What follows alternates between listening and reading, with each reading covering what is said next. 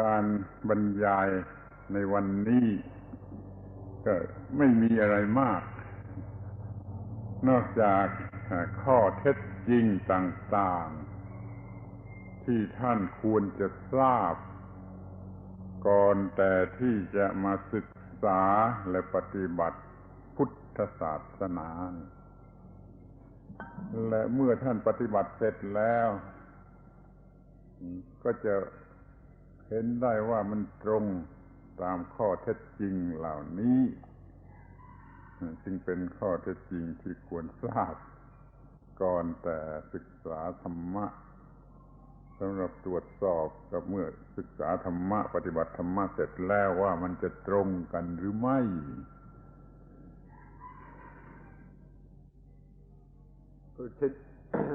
For today's talk, there isn't very much to talk about except for a few facts which you need to know before you begin studying and practicing in the Buddhist tradition. And then after progressing in that study and practice, if you do so correctly and successfully, you will meet up with these very same facts. So then these facts can be used as a sort of test to see if one's practice is correct or not. So that's all we have to talk about today are a few facts that you need to know before beginning your practice of Dhamma.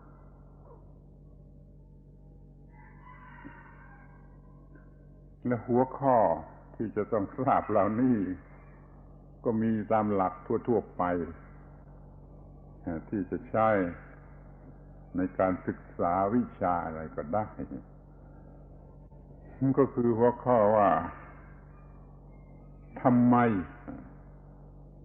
คือทำไมจะต้องศึกษาธรรมะคือพุทธศาสนาแล้วหัวข้อถัดไปก็อะไรคือตัวพุทธศาสนาแล้วว่าใครเป็นผู้ประกาศ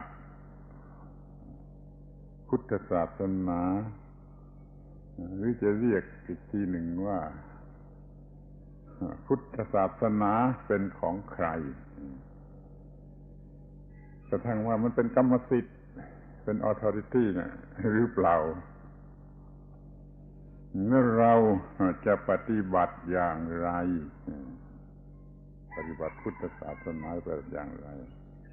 แล้วจะรู้ได้อย่างไรว่าเราปฏิบัติถูกต้องครบถ้วนแล้วนี่คือหัวข้อ Today we will discuss certain points which apply to any object or subject of study. But we will be applying these 5 points specifically to Buddhism. The first point that we need to look at is why we need to study the Dhamma, or why we need to study Buddhism. The second point is, what is this thing that we are studying? What is this thing which we are calling Buddhism? Third is, who is responsible for this thing called Buddhism? Who has proclaimed it? Who owns it? Is there some sort of authority that possesses Buddhism? This is the third point. The fourth point is how to go about the study and practice of Buddhism. And the fifth is how can we verify, how can we check and make sure that our study and practice of the Dhamma, of Buddhism, is correct? How can we verify that our practice is correct? These are the points that we will consider today. ข้อแรกที่ว่าทำไม จะต้องศึกษาพุทธศาสนาคำตอบข้อแรกก็คือว่าเพราะเราเกิดมาจากท้องมารดาอย่างไม่รู้อะไรและมีความโง่คือความไม่รู้ตั้งต้นมาแต่ในท้องแล้วก็ไม่รู้หรือรู้ผิดมากยิ่งขึ้นเช่นว่าไม่รู้ว่าเกิดมาทำไมอย่างนี้เป็นก็ไม่รู้ข้อแรกถ้าพอเราเกิดมามันก็ตั้งต้นโง่เนี่ยขออภัยใช้คำมันหยาบคายว่ามันตั้งต้นโง่เด็กทารกเกิดมาพอได้กินอร่อยก็รักไม่อร่อยก็โกรธก็มีชอบไม่ชอบยินดียินร้ายเพิ่มขึ้นจนเป็นนิสัยแล้วก็เป็นทุกข์เพื่อจะแก้ความโง่เขลาที่ติดมาแต่ในท้องนี่ให้หมดไปเราจึงศึกษาพุทธศาสนา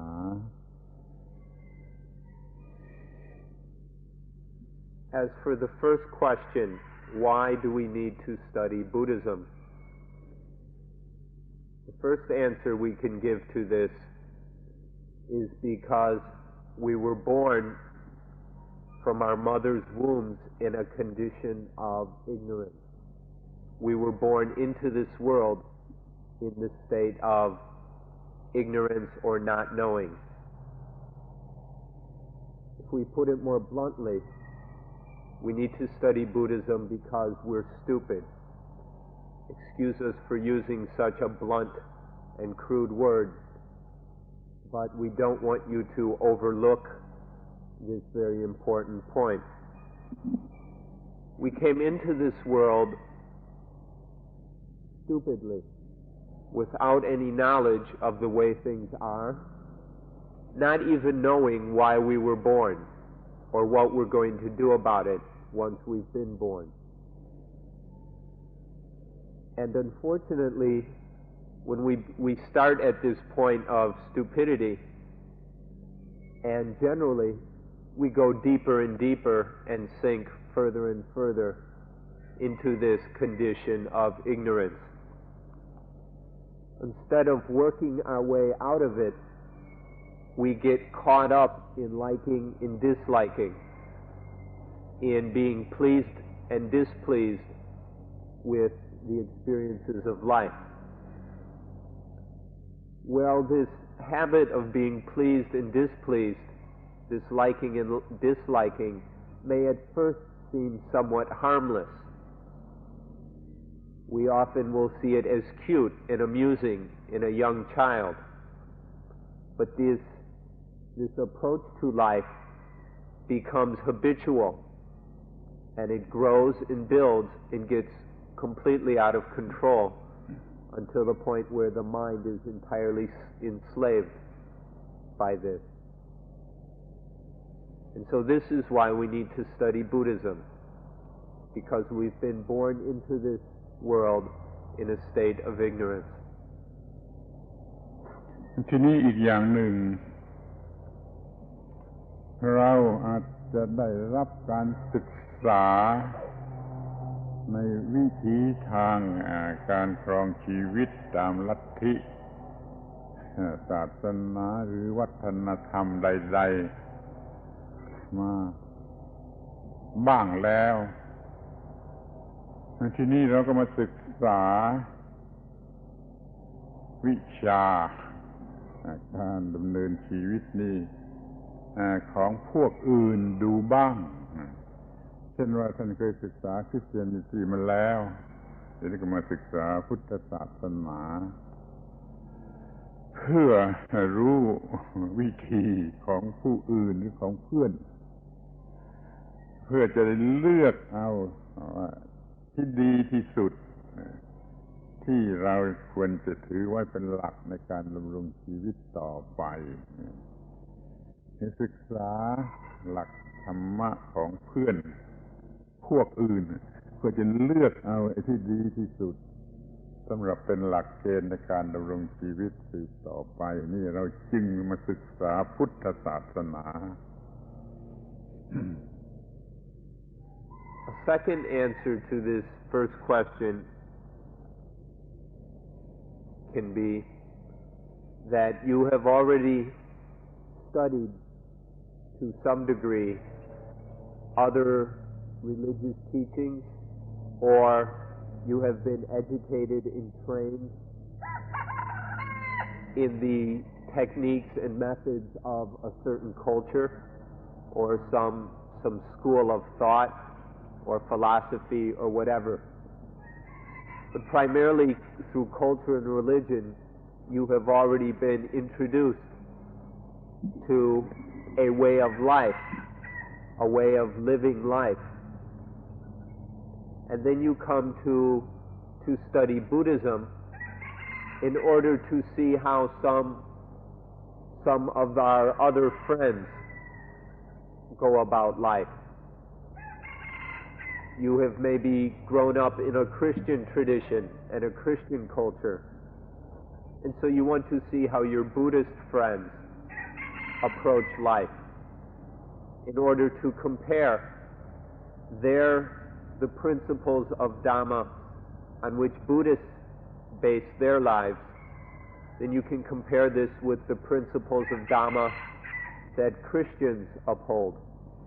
And this will put you in a position where you are able to choose what is best and most appropriate for you, in order that you can use these things for the living of your own lives on a higher and higher level. So this is another reason for studying Buddhism, to see how your Buddhist friends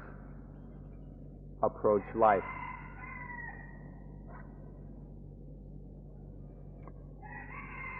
ทีนี้เราก็มาถึงข้อที่ว่าอะไรwhat คือพุทธศาสนา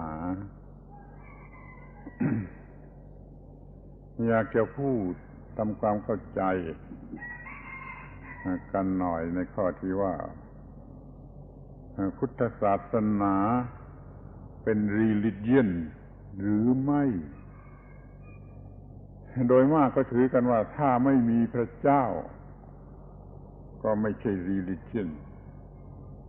แต่เดี๋ยวนี้พุทธบริษัท มีเหตุผลที่จะกล่าวว่าเราก็เป็น religion มีกฎของธรรมชาติเป็นพระเจ้าอย่างไม่ใช่บุคคลดังนั้นในพุทธศาสนานี่ก็มีพระเจ้า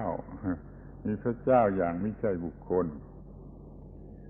อีกอย่างหนึ่งคำว่า religion นั้นหมายถึงการปฏิบัตินะระบบการปฏิบัติที่ทำให้มนุษย์เกี่ยวข้องสัมพันธ์กันกับสิ่งสูงสุดคือดับทุกข์สิ้นเชิงมีการปฏิบัติเพื่อให้มนุษย์สัมพันธ์กับสิ่งสูงสุดนี่ก็เรียกว่า religion ได้ดังนั้นพุทธศาสนาก็เป็น religion ด้วยเหมือนกันอย่าเข้าใจว่าถ้าไม่มีพระเจ้าอย่างบุคคลแล้วจะไม่ใช่ religion เนี่ยขอให้เข้าใจว่าเป็นศาสนาเต็มตัวนี่ก็คือหัวข้อแรก Now we come to the second question, which is what is Buddhism? We'd like to begin by making the point that Buddhism is a religion. There are quite a few scholars and people who read the works of scholars who believe that Buddhism is not a religion. This opinion is based on the assumption that a religion must believe in some god of some sort. And so people who think this way will look at Buddhism and say, well, Buddhists don't believe in any god like the Christians or Hindus do. And so it can't be a religion. It's just a philosophy or something. But Buddhists have some reasons of their own by which we can say that yes, Buddhism is a religion. if you insist that a religion must have some sort of God, then Buddhists will tell you that Buddhism does have a God, but it is not a personal kind of God as conceived of by the theistic religions. In Buddhism, the God is the law of nature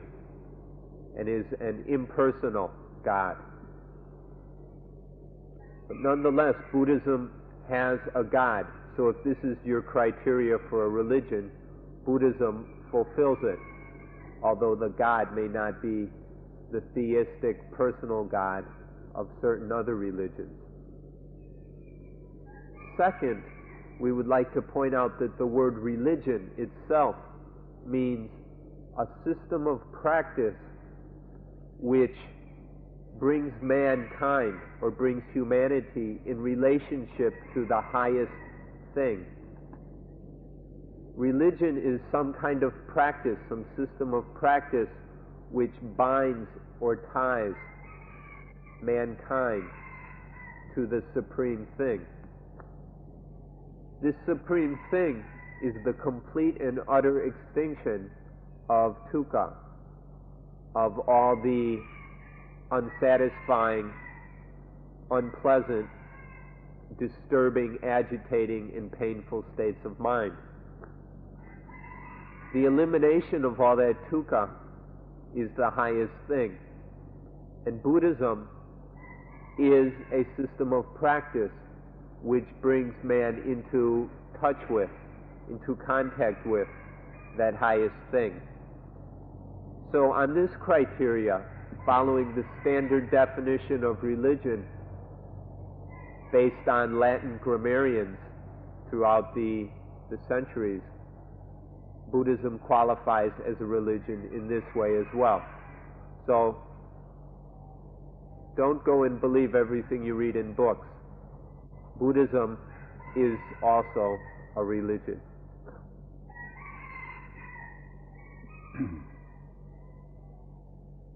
เมื่อเป็นดังนี้เราก็จะเห็นได้ต่อไปว่ามีศาสนาอยู่สองชนิดคือมีพระเจ้ากับไม่มีพระเจ้า Theist กับ Atheist ทีนี้พุทธศาสนาก็จะเป็น Atheist คือไม่มีพระเจ้าที่ไม่มีพระเจ้านี่มันก็มีหลักว่าสิ่งทั้งปวงเกิดขึ้นแล้วเป็นไปตามกฎของวิวัฒนาการเลยเรียกคนพวกนี้ว่า evolutionist ส่วนพวกที่ยังมีพระเจ้านะเขาก็เชื่อว่าไม่ใช่วิวัฒนาการแต่พระเจ้าสร้างความเชื่อระบบนั้นก็ได้ชื่อว่าเป็น creationist คือผู้ที่เชื่อว่ามีพระเจ้าสร้างเดี๋ยวนี้เราจะมาศึกษาพุทธศาสนาเราก็จะต้องรู้ว่าเรากำลังจะมาศึกษาความรู้ในระบบที่เชื่อว่าไม่มีผู้สร้างมีแต่วิวัฒนาการตามกฎของธรรมชาตินี่คือข้อที่จะต้องทำความเข้าใจกันเสียให้ถูกต้องตั้งแต่ทีแรก When we talk about this thing we call religion, we need to be aware of the point that there are two kinds of religion in the world. There is what we can call theistic religion, religions that are based in some sort of personal God. And then there are other religions that do not have this kind of personal God, but which we can say have an impersonal God. And these kinds of religions we might call atheistic, if we understand this properly. These later kinds of religions, and Buddhism in particular, are religions that hold that everything happens as a sort of natural evolution. And so we can call this latter group of religions evolutionary religions, where things happen in an evolutionary way according to the law of nature. The other kind of religions believe in some sort of God that creates things. There is some kind of God pulling the strings and running the show. And this group of religions are called creationists. So to understand the word religion properly, we need to see these different kinds of religion.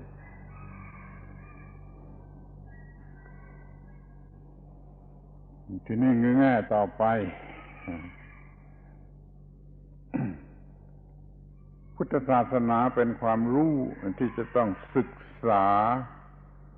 ในภายในจากข้างในดูข้างในคือในความรู้สึกที่เรามีกันอยู่จริง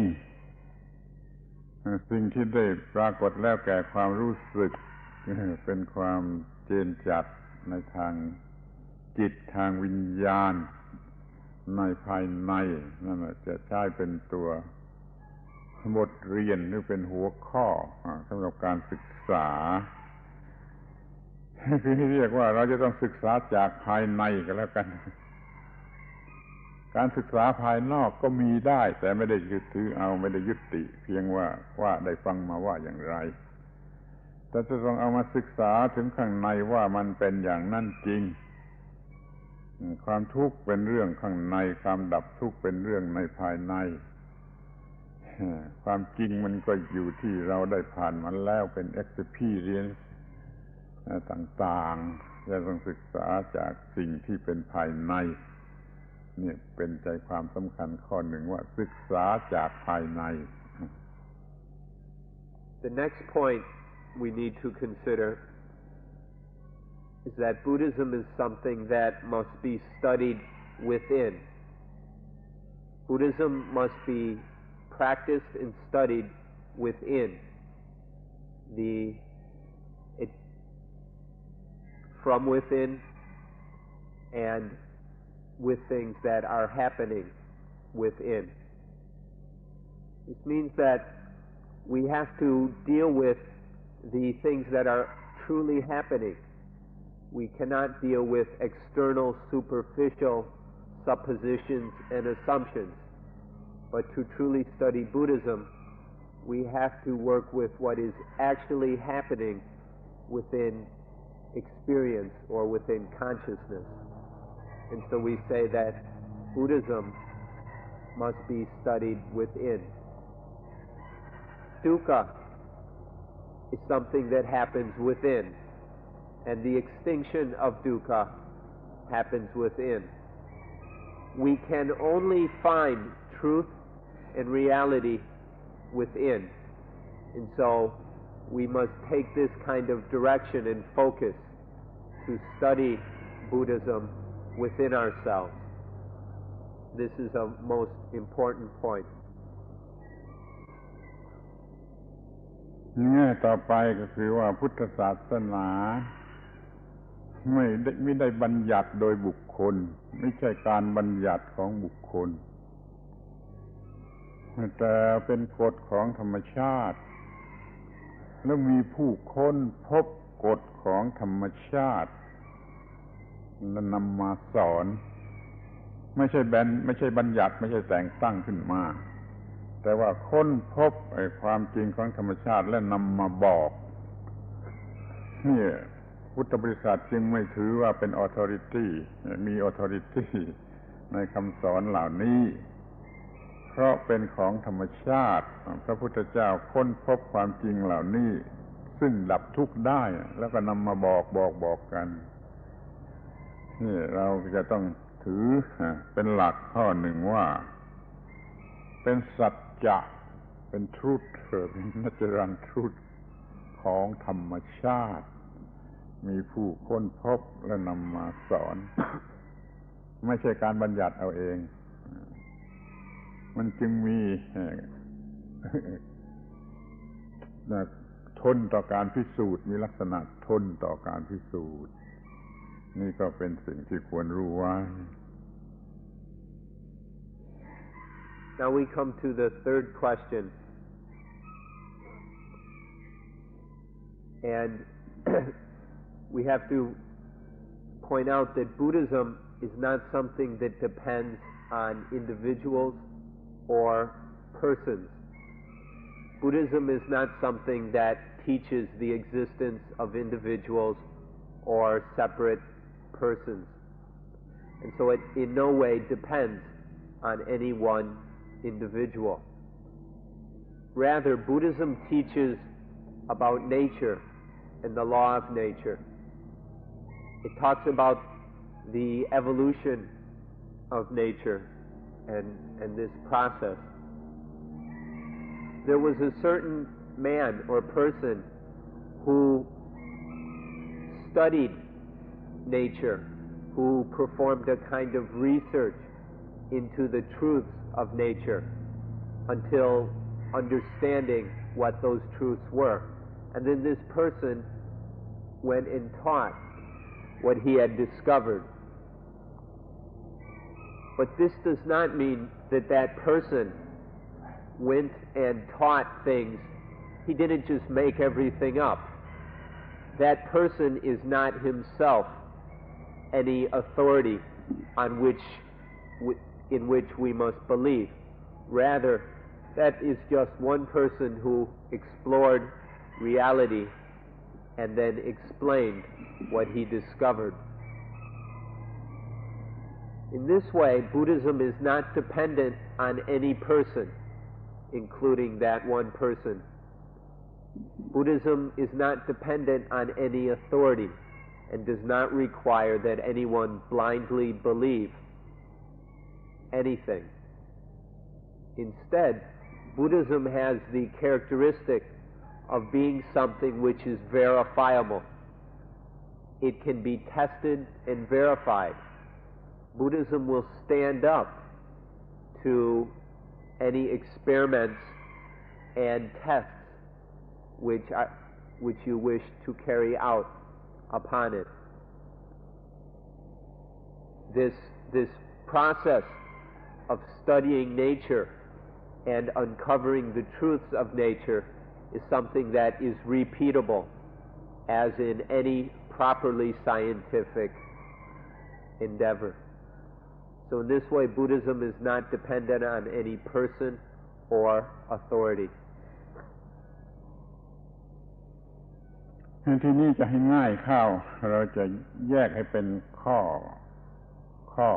เป็นข้อเพื่อง่ายในการเข้าใจในเมื่อจะถามว่าพุทธศาสนาคืออะไร ข้อแรกก็จะพูดว่าพุทธศาสนาก็คือการค้นพบหรือ discovery ของพระพุทธเจ้าเป็นการค้นพบของพระพุทธเจ้าค้นพบกฎธรรมชาติความจริงของธรรมชาติในส่วนที่เกี่ยวกับความดับทุกข์ไม่เกี่ยวกับเรื่องอื่นมากมายแต่ในส่วนที่เกี่ยวกับความดับทุกข์และทรงค้นพบหมดครบถ้วนแล้วก็นำมาสอนโดยแง่นี้เราก็พูดได้ว่าพุทธศาสนาคือการค้นพบของพระพุทธเจ้าข้อหนึ่ง We can break this up into separate points so it is to make it simpler and more easy to understand. So first we'll say that Buddhism is the discovery of the Buddha. The Buddha discovered the law of nature. He studied nature until discovering this law. And then after discovering it, he taught it. So Buddhism is the discovery of the Buddha regarding the law of nature as is relevant to the elimination of dukkha. This discovery of the Buddha is specifically directed to the elimination of dukkha, to the cessation of suffering. So this is what Buddhism is, the discovery of the Buddha. ข้อที่สองก็คือว่าพุทธศาสนาเป็นสติปัญญาหรือเป็น wisdom ของพระพุทธเจ้า คือพระพุทธเจ้าค้นพบความจริงของธรรมชาติมากมายมหาศาลจนเปรียบได้กับว่าเป็นใบไม้หมดทั้งป่าทั้งโลกใบไม้หมดทั้งโลกแล้วพระพุทธเจ้าก็เลือกคัดเฉพาะที่จำเป็นที่มีประโยชน์เอามาสอนเพียงเท่ากับใบไม้กำมือเดียวเท่ากับใบไม้กำมือเดียวจะพอที่จะดับทุกข์ได้จริงได้หมดได้จริงอันนี้เราเรียกว่าเป็นสติปัญญาของพระพุทธเจ้ามีลักษณะปฏิบัติได้เป็น practical เป็นเรื่องที่ปฏิบัติได้ไม่เหลือวิสัยแล้วก็ไม่เกี่ยวกับไสยศาสตร์ไม่เกี่ยวกับความงมงาย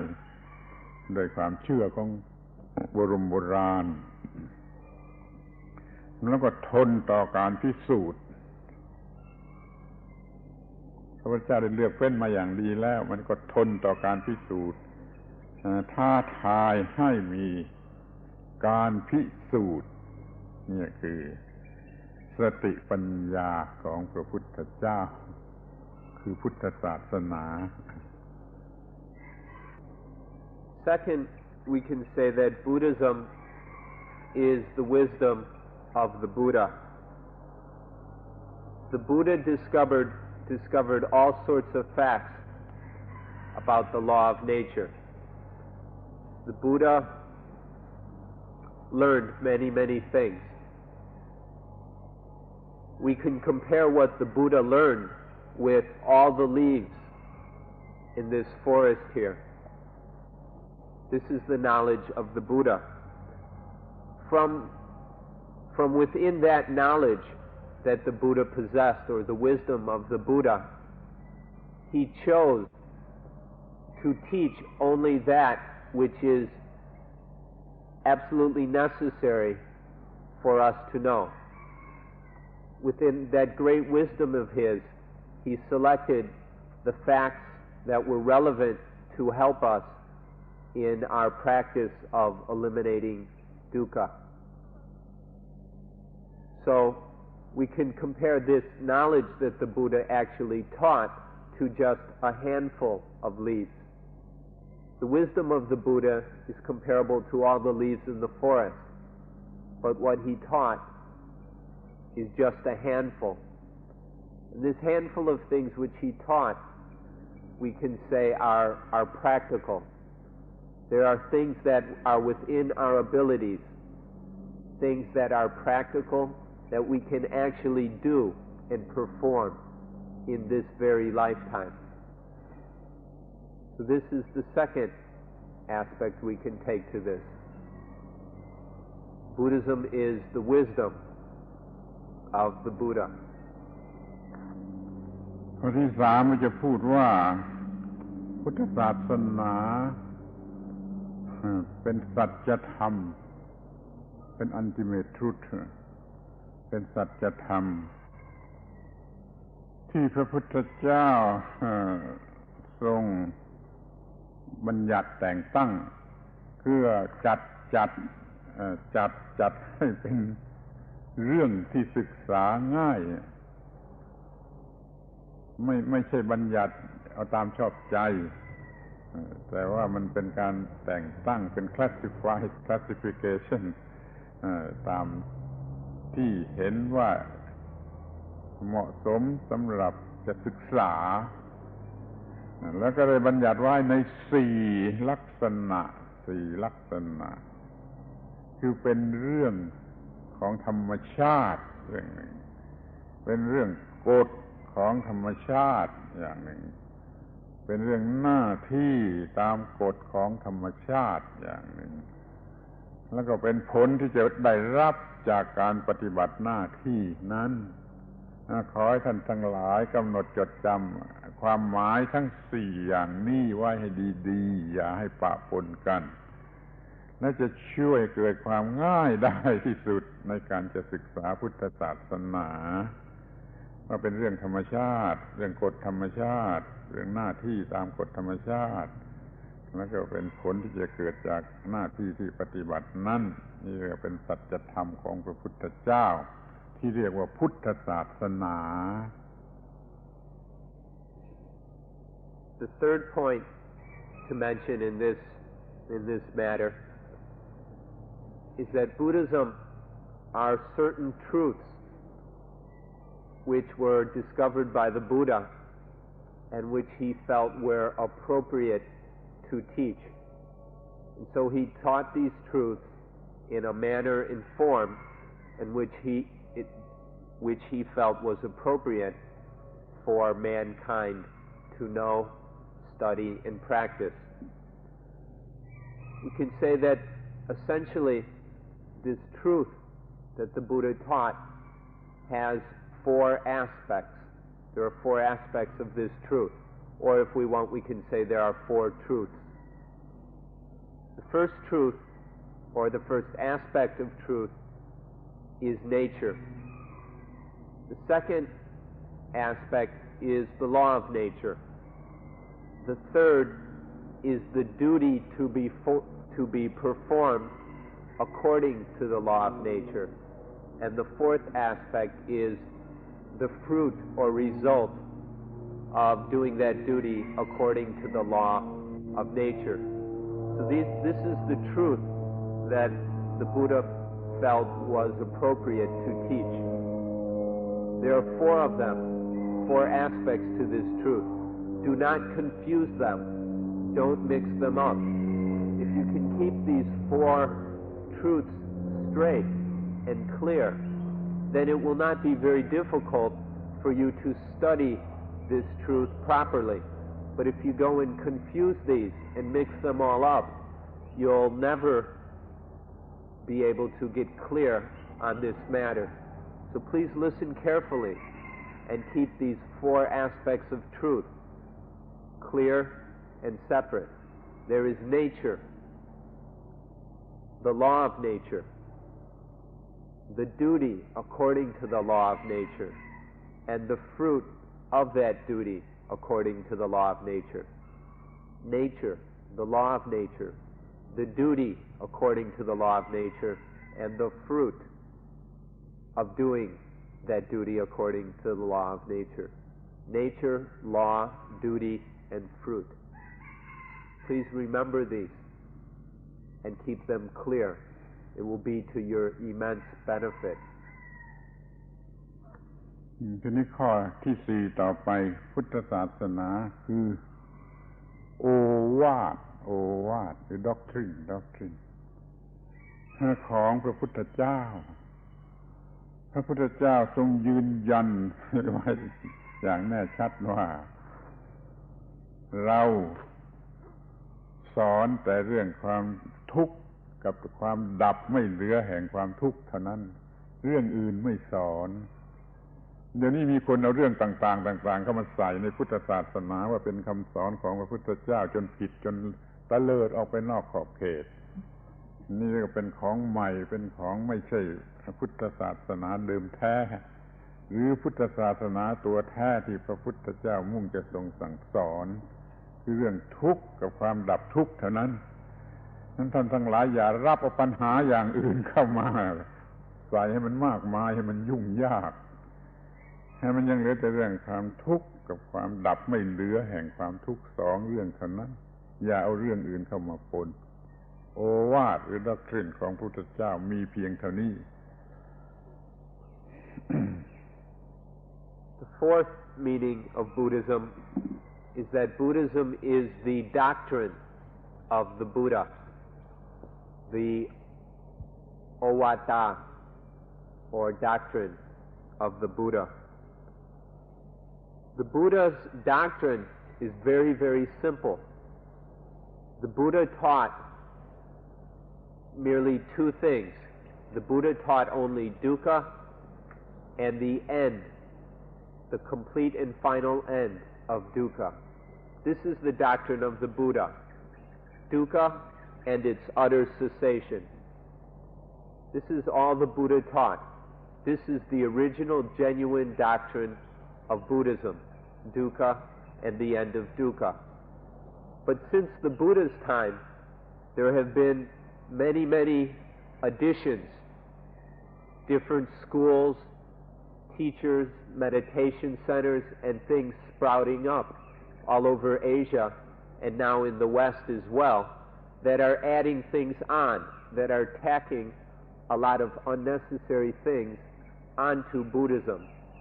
The original genuine doctrine of Buddhism is merely dukkha and the end of dukkha. And that's all that is necessary. So we hope that you will understand this point and will not get lost or caught up in all the frivolous and unnecessary additions which have been tacked on to Buddhism over the years, and which seems to be especially common nowadays. So the fourth meaning of Buddhism is the doctrine of the Buddha, which is simply dukkha and the end of dukkha. ข้อที่5ถัดไปก็พุทธศาสนาคือวิถีดำเนินชีวิต way of life ตามแบบของพระพุทธเจ้าสรุปเป็นใจความสั้นๆได้ว่าอยู่ตรงกลางอันนี้ก็เป็นคำที่สำคัญมากที่ท่านจะต้องเข้าใจให้ดีว่าอยู่ตรงกลางไม่มีลักษณะเป็น positive หรือ negative นักศึกษาที่มีชื่อเสียงชาวยุโรปบางคนว่าจัดพุทธศาสนาเป็น negative และบางพวกอื่นก็เป็น positive นี่ไม่ถูกพุทธศาสนาต้องการจะดำเนินชีวิตที่อยู่ตรงกลางซึ่งไม่ใช่ positive หรือ negative แล้วก็ไม่ใช่แพ้เอา opposite ใดๆอีกมากมายไม่ดีไม่ชั่วไม่บุญไม่บาปไม่สุขไม่ทุกข์ไม่ได้ไม่เสียไม่แพ้ไม่ชนะไม่กำไรไม่ขาดทุนคือว่าไม่ extreme ไปฝ่ายใดฝ่ายหนึ่งแต่ว่าอยู่ตรงกลางถ้าเรามีธรรมะแท้เราจะอยู่เหนืออิทธิพลทั้งของ positive และ negative เราจะไม่หลงไหลใน positive เหมือนที่กำลังหลงไหลกันอยู่โดยมากจนเกิดเป็นปัญหาและเกิดความเจริญที่ผิดพลาดอย่างบ้าหลังสร้างปัญหาให้มนุษย์มากเหลือเกิน way of life ตามแบบของพระพุทธเจ้านั้นจะอยู่ตรงกลางหรือจะพูดอีกทีว่าอยู่เหนือกว่าเหนือ positive เหนือ negative หรือจะชอบพูดอยู่ตรงกลางระหว่างก็ได้เหมือนกันเราจึงเป็นผู้ที่คงที่ไม่หวั่นไหวไม่ยินดีไม่ยินร้ายไม่รู้สึกขึ้นหรือลงไม่ฟูไม่แฟบเนี่ยเขาให้มีความปกติอยู่ตรงกลางระหว่างความหมายของสิ่งที่เป็นคู่ทุกคู่นี่คือ way of life ตามแบบของพุทธศาสนา The fifth meaning of Buddhism is that Buddhism is the Buddha's way of life, the Buddha's way of living. And the essential characteristic of this way of living is to be in the middle, to be centered, to be in the middle. When we say in the middle of what? It is to be in the middle of all, or to be centered between all the pairs of opposites. For instance, Buddhism is to be balanced between or centered between positive and negative. There are certain famous European scholars who claim that Buddhism is negative or pessimistic. And then on the other hand, there are other scholars who argue that Buddhism is positive or optimistic. They're all wrong. Buddhism is neither negative or positive, neither optimistic or pessimistic.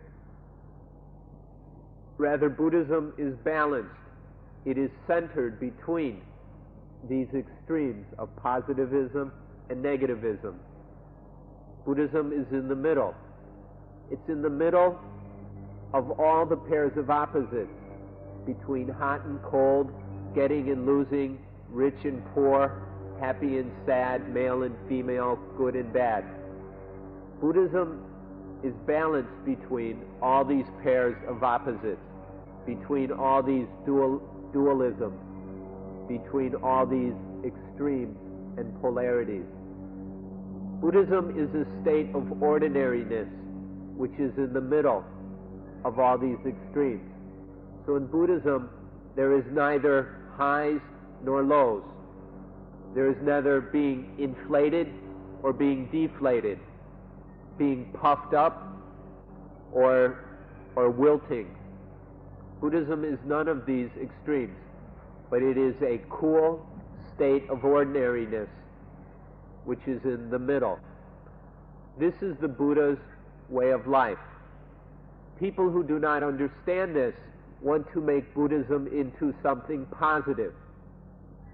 or they try and turn Buddhism into some cult of happiness or cult of love. And people get into various extremes and try and make Buddhism into their whatever extreme approach they prefer. But that is not Buddhism proper. That is some aberration. Buddhism itself is balanced. It is in the middle. It is not caught up in any of these extremes. Buddhism is centered between all the pairs of opposites.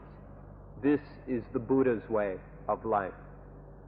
to be in the middle.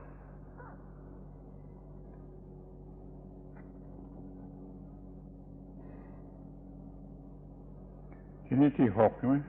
ครับ พุทธศาสนาคือเสรีภาพหรืออิสรภาพทางความคิดพุทธศาสนาไม่บังคับให้เชื่อไม่มีด็อกมาติกซิสเต็มใดๆในพุทธศาสนา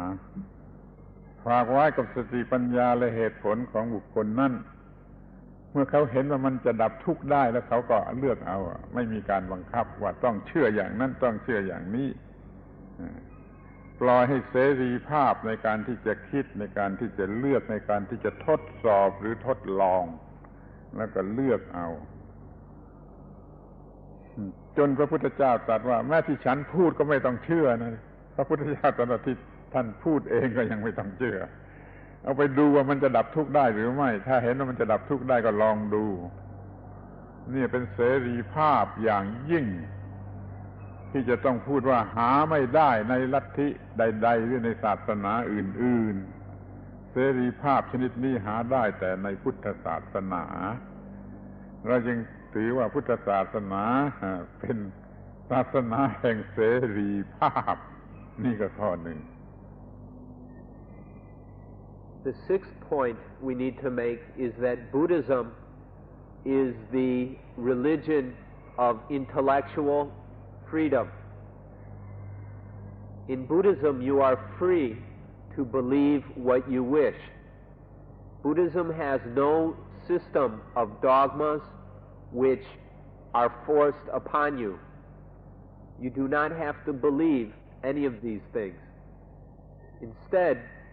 Buddhism leaves it up to the mindfulness and wisdom of each person to see what is actually the truth. The Buddha himself said that you should not believe even the Buddha. The Buddha said, don't even believe me. Don't try and make any external person or thing into an authority. There is no codification of doctrines which you must accept. There are no books which you must hold as sacred, and there are no teachers that you must accept as infallible. Rather, you use your own mindfulness and wisdom to see which of the teachings will actually work. And when we say work, we mean what will be useful and successful in the elimination of dukkha. This is something you can see for yourself. Anything that works, anything that will eliminate dukkha, that is right. And so you do not have to rely on any authority.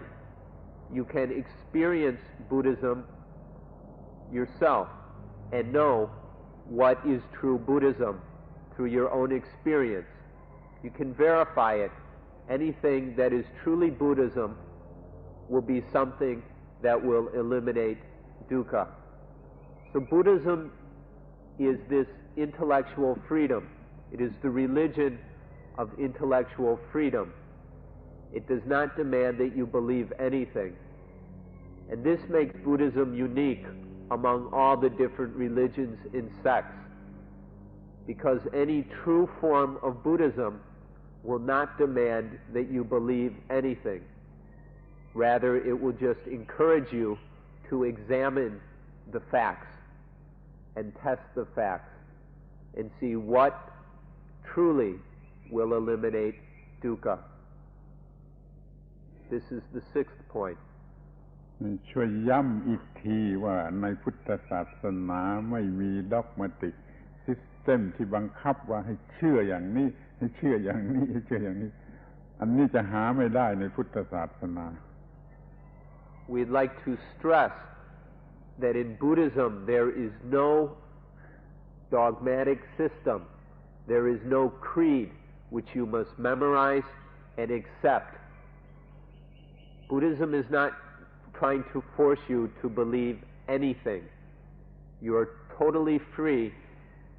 to accept only what you know to be true yourself. We're not saying to go and believe anything you want. That is just to fall under the influence of some dogma. We're saying believe only what you know to be true. So Buddhism is not trying to force any dogma down your throats. Please be very, very careful on this point. ทีนี้ข้อสุดท้ายที่จะบอกก็คือว่าพุทธศาสนาเป็นระบบคำสอนที่ศพหลักวิทยาศาสตร์หรือมีวิธีทางเป็นวิทยาศาสตร์คือว่ามีเหตุผลเอาของจริงมาเป็นสิ่งพิสูจน์ทดลองพิสูจน์ทดลองตามวิถีทางของวิทยาศาสตร์ไม่มีวิธีไสยศาสตร์ซึ่งไม่มีการพิสูจน์และทดลองและไม่บังคับให้เชื่อโดยไม่ต้องมีการพิสูจน์และทดลองมันต้องการให้มีการพิสูจน์และทดลองจนพอใจแล้วก็เห็นด้วยแล้วก็ปฏิบัติตามจึงเรียกว่าเป็นศาสนาที่ศพหลักวิทยาศาสตร์หรือจะเรียกว่าศาสนาวิทยาศาสตร์ก็ได้แต่ว่าเป็นวิทยาศาสตร์ทางจิตทางวิญญาณซึ่งเขามักจะไม่ค่อยเรียกกันว่าวิทยาศาสตร์ในที่นี้ขอยืนยันว่าเป็นศาสนาวิทยาศาสตร์จะทนอยู่ได้ในเมื่อโลกยิ่งเจริญด้วยวิทยาการทางวิทยาศาสตร์โลกเจริญด้วยวิทยาศาสตร์มากขึ้นเท่าใดจะยิ่งชอบใจวิถีทางของพุทธศาสนามากขึ้นเท่านั้น The seventh and final point we'll make is that Buddhism will stand upon scientific principles, or we can say simply Buddhism is scientific. What we mean by this is that Buddhism deals with reality. We take actual things and then perform certain tests upon those things. We deal with reality, not just abstractions or theories. But Buddhism deals with reality itself and tests that reality.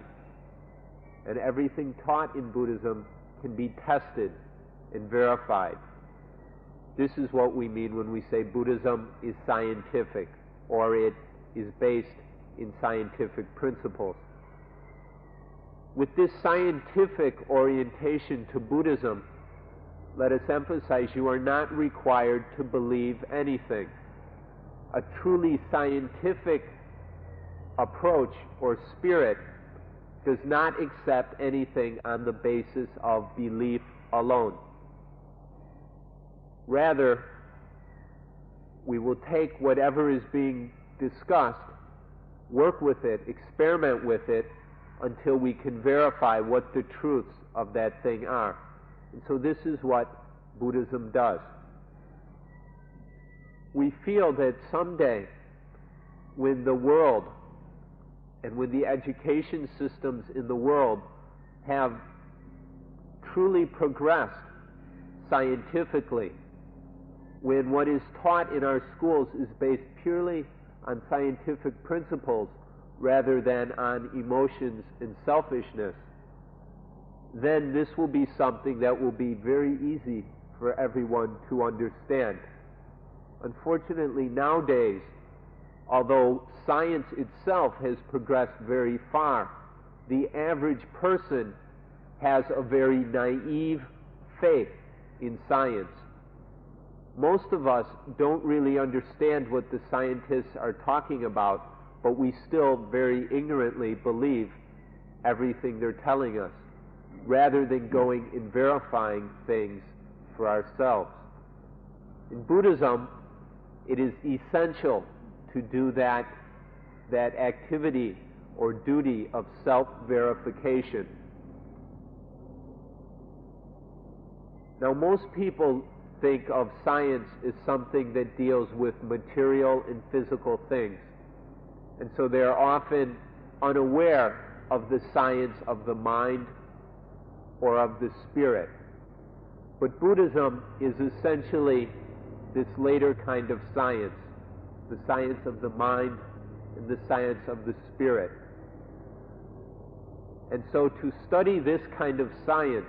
you do not need fancy laboratories and expensive equipment. You've got everything you need right here. And so this is the seventh aspect of Buddhism which we want to point out to you. It is scientific.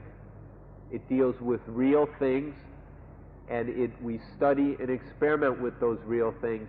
until we discover the truth for ourselves. And in this way, we do not have to uphold any dogmas. We do not have to be dependent on faith or on any external authority. So Buddhism, in the end, is the highest kind of science, a science that you personally can verify in the mind and of the spirit. เกี่ยวกับเรื่องนี้ขอร้องให้ท่านทั้งหลายศึกษาเรื่องอริยสัจหรือเรื่องอิทัปปัจจยตาปฏิจจสมุปบาทซึ่งมันก็เป็นเรื่องละเอียดที่ต้องพูดกันอีกมากขอให้ท่านพยายามศึกษาเรื่องนี้เป็นเรื่องหัวใจว่าเรื่องอริยสัจหรือเรื่องอิทัปปัจจยตาปฏิจจสมุปบาทมันเป็นเรื่องเดียวกันแต่มันอันหนึ่งเป็นอย่างย่ออันหนึ่งเป็นอย่างพิสดารถ้าท่านศึกษาเรื่องอริยสัจเรื่องอิทัปปัจจยตาปฏิจจสมุปบาทมากเท่าไหร่ท่านจะยิ่งเห็นความเป็นวิทยาศาสตร์ความสบหลักวิทยาศาสตร์หรือความเป็นวิทยาศาสตร์ทางจิตของพระพุทธศาสนาสามารถที่จะดับทุกข์ทางจิตได้จริงขอร้องให้ศึกษาอริยสัจและอิทัปปัจจยตา So on this point, we encourage you.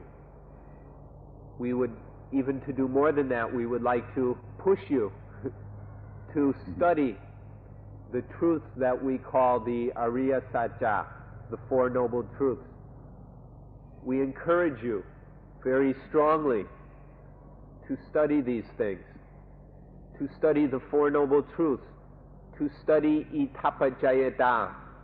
the law of cause and effect, the law of nature, or study Paticca Samuppada, the dependent origination of things, that things in their arising are dependent on other things. This is the heart of Buddhism, the Four Noble Truths, Itapajayata, dependent origination. And so, if you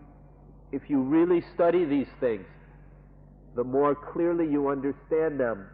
the more you will see that Buddhism is genuinely scientific. If you just go and believe this stuff, then you'll never know whether it's scientific or not, because you'll never get beyond your foolish, credulous belief. But if you actually look into these things and study them honestly and sincerely, then you will see that Buddhism is a science. You will see that the Four Noble Truths, that the law of cause and effect, and that dependent origination, that these are all scientific. They deal with real things and can be verified. They can be tested. And you can do this within your own abilities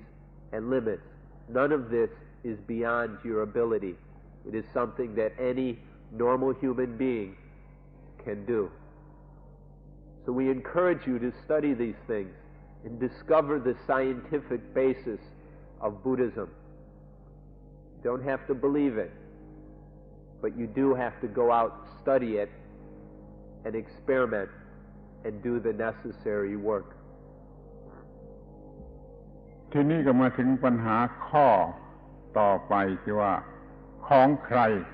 รพุทธศาสนาของใครเมื่อตั้งปัญหาว่าเป็นกรรมสิทธิ์หรือเป็น authority ของใครก็ตอบว่าไม่มีเพราะเป็นของธรรมชาติเป็นของธรรมชาติไม่ใช่ของใครโดยเฉพาะแต่ถ้าถามว่าใครเป็นผู้สอนประกาศพุทธศาสนา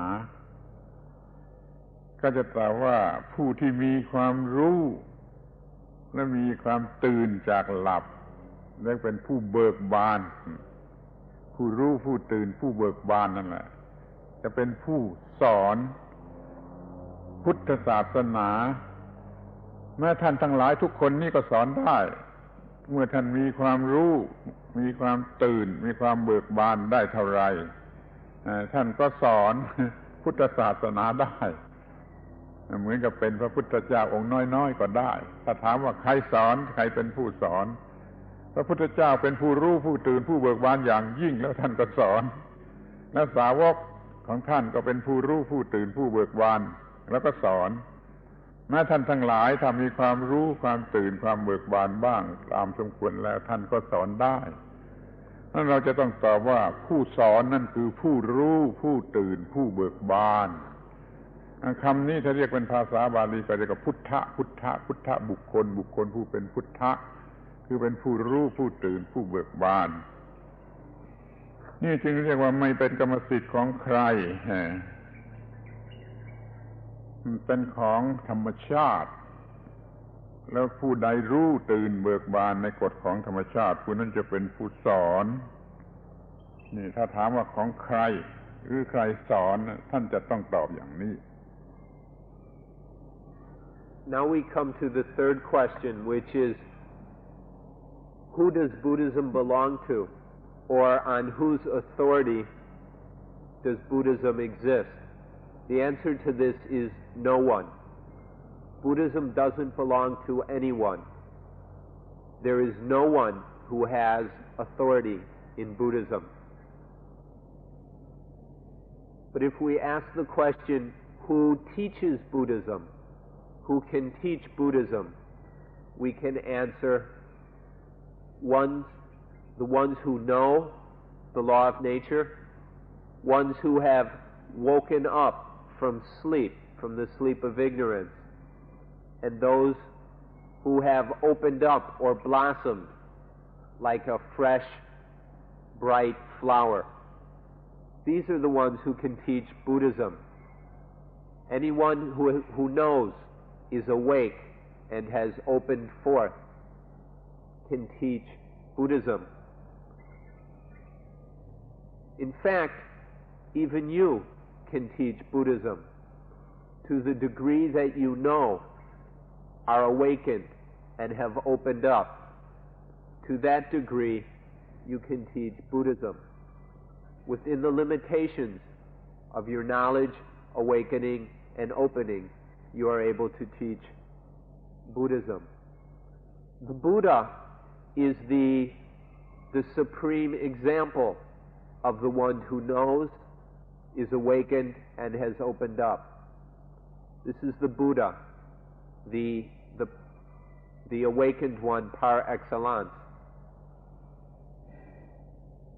And then there were the disciples and students of the Buddha who also taught Buddhism based on their knowledge that came from their knowing, awakening, and opening. And then even us,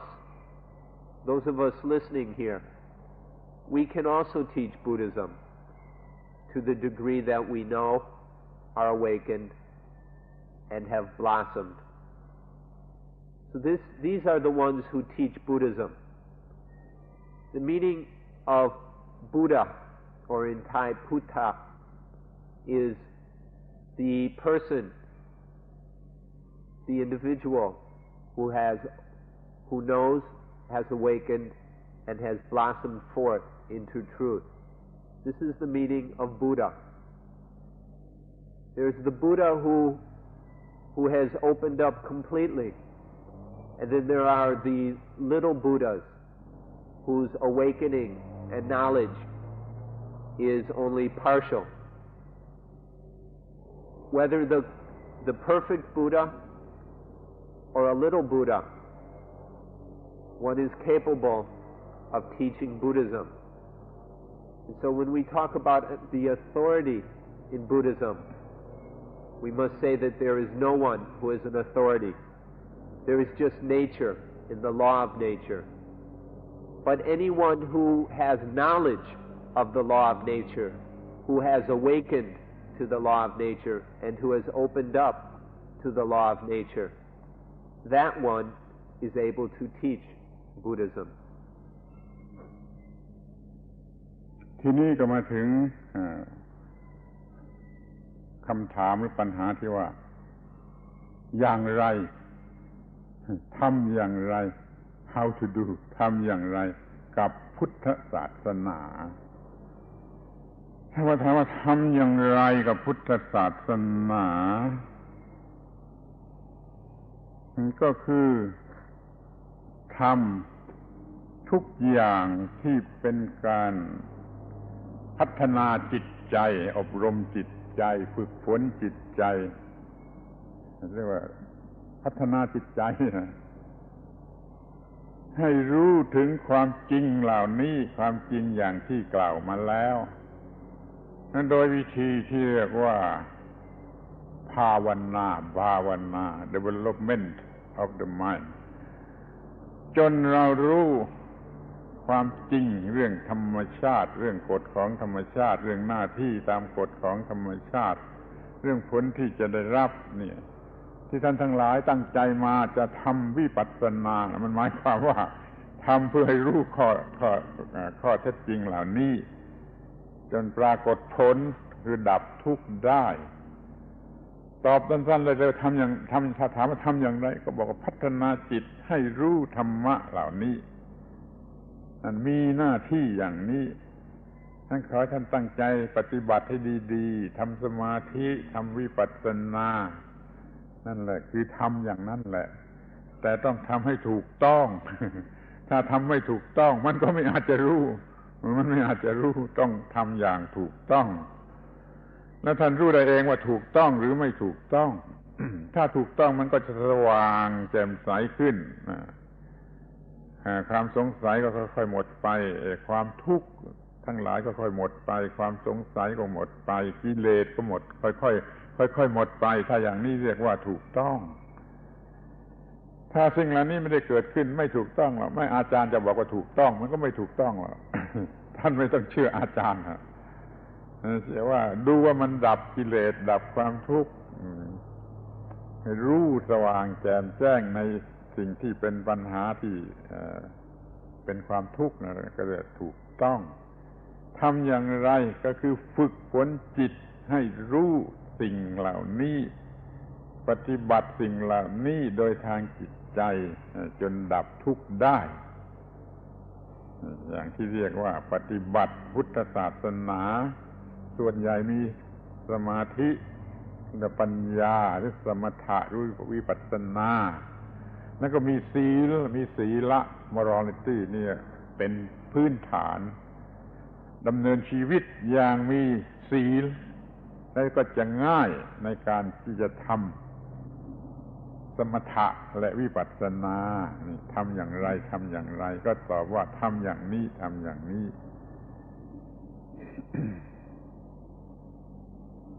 Now we come to the next question, which is how do we practice this thing called Buddhism? How do we do it? How do we do Buddhism? The answer is to develop, to produce, to give rise to the truths which we mentioned earlier. In Pali there is the word pavana, which means to develop or to produce, to make happen. Make these truths happen within the mind. Develop the mind. Use various techniques which are available to train and develop the mind. Develop certain faculties and skills of the mind which are useful in order to give rise to this truth, so that the mind sees this truth clearly. We'll remind you that the truths we're talking about are nature, the truth of nature, the truth of the law of nature, the duty according to the law of nature, and the fruit of that duty according to the law of nature. As these truths develop, until when the mind sees into and realizes these truths more and more deeply, whatever development of the mind is bringing this about, that is the practice of Buddhism. Buddhism is essentially giving rise to these truths in the mind. This is something you can verify for yourself. There's a lot of information going around in the world these days. Some of it is supposedly Buddhism. Some of it is supposedly some other kind of spiritual practice. But unfortunately, much of that information is wrong. It is incorrect information. And so you're going to have to verify things for yourself. You can't just believe it because on the cover of the book it says Buddhism or spiritual practice or something like that. You're going to have to verify it. The way to verify this is, if one's practice is correct, then certain things will happen. If their practice is correct, and there are many, many different techniques which can work,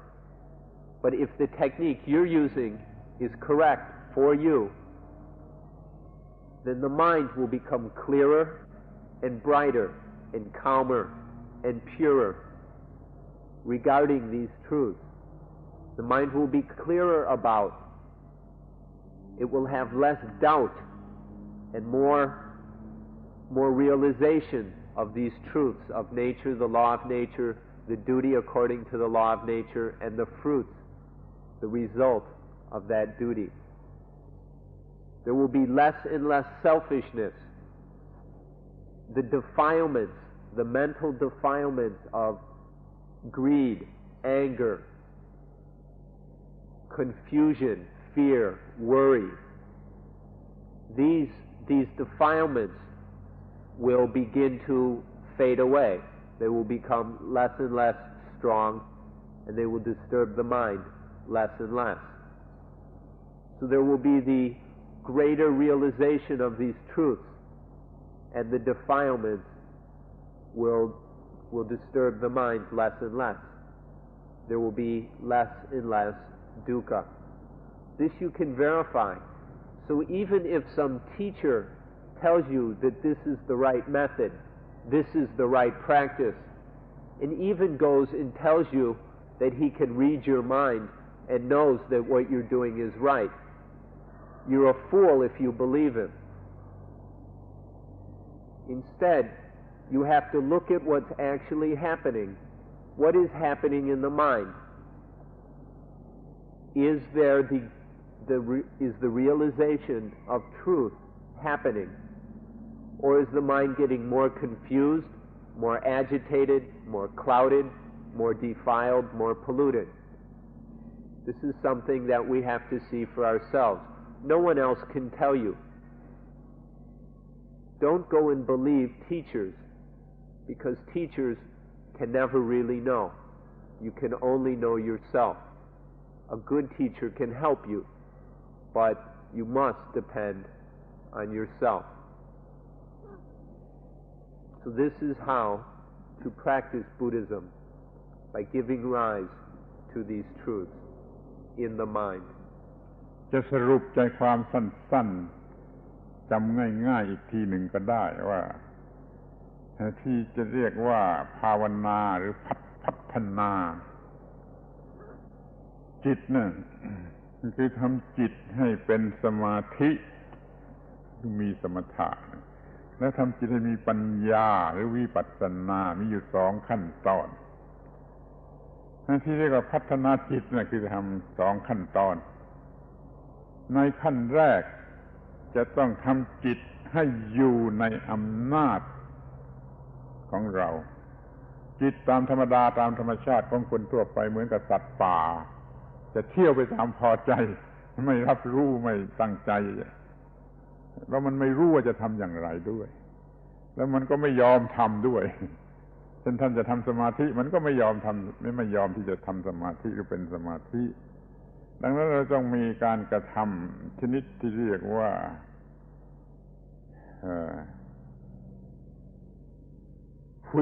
ฝึกมันจะใช้คำว่าเทรนนิ่งจนกระทั่งว่าเป็นเทมมิ่งทำสัตว์ป่าให้เป็นสัตว์บ้านเหมือนเราทำสัตว์ป่าให้เป็นสัตว์บ้านเป็นdomesticate มันจิตมันเหมือนกับสัตว์ป่าทำdomesticate มันให้เป็นเหมือนกับสัตว์บ้านที่จะเรียกว่าเทมมันอย่างนี้ก็ได้เรียกว่าทำให้มันเชื่อง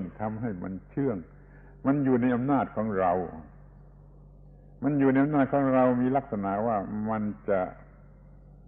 ไม่มีกิเลสเกิดอยู่แล้วมันก็มีสมาธิมันเข้มแข็งมีกำลังมากมีโฟกัสเดียวแล้วมันก็แอคทีฟที่สุดคือมันง่ายสะดวกที่จะทำหน้าที่ของจิตเราเรียกว่ามันบริสุทธิ์มันตั้งมั่นมันเป็นกัมมณียะคือแอคทีฟที่สุดนี่ขั้นนี้ขั้นแรกเทมแล้วก็ทีนี้ก็ใช้งานมันให้ดูและเห็นสิ่งที่มันควรจะดูและควรจะเห็นถ้ามันมีความทุกข์มันก็ต้องดูความทุกข์แล้วมันก็เห็นว่าภายใต้ความทุกข์นั้นมีเหตุอะไรของความทุกข์แล้วมันก็จะรู้ว่ามันเกิดมาจากอะไรตามวิธีที่เรียกว่าอิทัปปัจจยตาปฏิจจสมุปบาทแล้วมันก็รู้มันเป็นอย่างนี้นี่เราต้องจัดการอย่างนี้ด้วยความรู้อย่างนี้เป็นความรู้เป็นวิปัสสนาสมถะทำให้มันอยู่ในอำนาจของเราวิปัสสนาทำให้คือใช้มันให้ทำหน้าที่ในการศึกษารู้ธรรมะตามกฎของธรรมชาติสรุปใจความก็เป็นอย่างนี้แหละคือบังคับให้มันอยู่ในอำนาจของเราและใช้มันให้ทำหน้าที่ที่ควรจะทำอย่างนี้เรียกว่าภาวนา We can summarize this practice that needs to be done in the following way. We begin with training the mind. The mind of the so-called normal or common person is always wandering around under following its own desires and prejudices. It's like a wild animal in the forest. It just wanders around according to its own wishes. It has no self-control. This is the mind of the so-called normal person. So we begin the first stage of this practice, or of this mental development of bhavana, is to train the mind. Take this wild animal and bring it under our control. We train this wild animal, the mind, until it reaches a point where we can say it is domesticated. It's no longer an animal wandering around the jungle, but it's a useful animal around the house, a farm animal or a pet that accomplishes some useful purpose at home. Then the animal is tamed. So we train the mind until it is tamed. It is developed. This is the first aspect of mental development, to bring this wild mind under control, under our control. Once the mind is tamed, once it has been domesticated and brought under control, then it is used. It looks at, studies, and comes to understand certain things that need to be understood. And so then the trained mind, the tamed, domesticated mind, looks at the things that need to be looked at and understands the things that need to be understood. That means when there is dukkha, the mind examines that dukkha and comes to understand it. And when dukkha is extinguished, the mind looks at that and understands it. The mind studies things according to the law of nature, according to itapajayata. It sees how paticca samuppada, the law of dependent origination, how everything happens because of a cause, and that these causes form a series of interrelated arisings. This can all be studied using the mind that has been trained. This is the second stage of mental development. The first stage can be called samatha, or tranquility practice. The second stage can be called vipassana practice. Now, this word vipassana is nowadays very popular, but it is often used incorrectly. And some people think that they can go ahead and do this vipassana practice with a mind that has not been adequately trained. And that may be very, very difficult to do. So the proper practice of Buddhism begins with samatha, this taming of the mind. And then, when the mind is sufficiently trained, then we can begin the practice that is called vipassana. The tranquility meditation leads to a mind that we say is samadhi, or concentrated. It is a mind that is pure, stable, and active. This is the mind that is samadhi, pure, stable, and active. It is a mind that is ready to work. It is a mind that has been trained to a stage where it is a very skillful instrument. And then the mind that is samadhi embarks upon vipassana practice. Vipassana practice is the studying of the truths that need to be understood. And this results in wisdom, or panya. So we can talk about samatha and vipassana as the two stages of mental development. Or we can talk about samadhi and panya as the two stages of this development. And these two stages, let me point out, must take place on a foundation of morality and virtuous conduct. If one is living a very messy, filthy life, then there is very little chance of any success in either stages of mental development. So there is the tranquility concentration stage, and then the insight wisdom stage. And both of these stages must occur on a foundation of morality, of clean living. So this is a summary of the development, the mental development, which is the practice of Buddhism. ที่นี่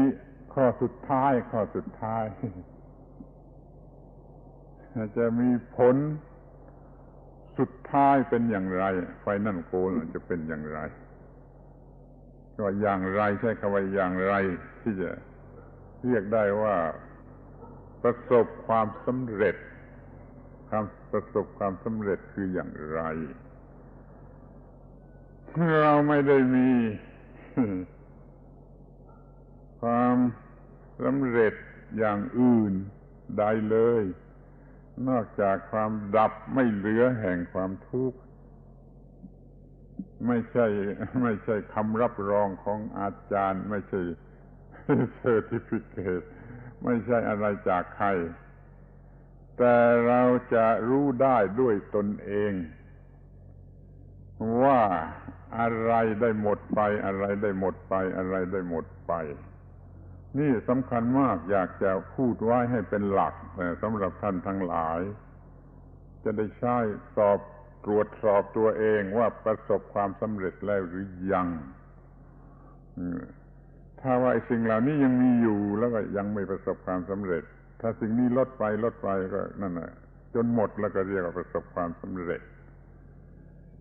จะพูดให้เป็นตัวอย่างเป็นข้อทีละข้อดีกว่าผู้แปลจะแปลลำบากแต่ในที่นี้จะขอบอกสรุปก่อนว่ามันมีสิ่งที่ควรจะใช้เป็นหลักสังเกตว่าประสบความสำเร็จหรือไม่สัก12หรือ13ข้อ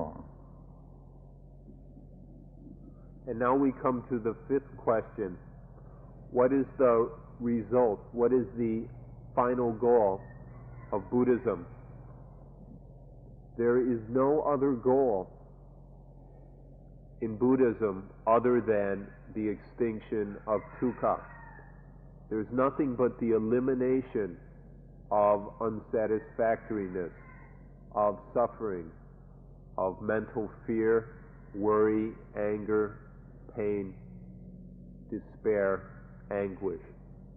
This is the elimination of this dukkha. This is the only goal of Buddhism. There is no other goal. And this is a goal that you will know for yourself whether it has been successfully reached or not. Nowadays there are teachers who are telling their students that they have either finished or not. This is meaningless. A teacher cannot tell you. There are even some charlatans who are passing out certificates and diplomas saying that so-and-so is an enlightened being. This is meaningless. Just because you have taken part in some ritual or ceremony, because you're given a certain color robe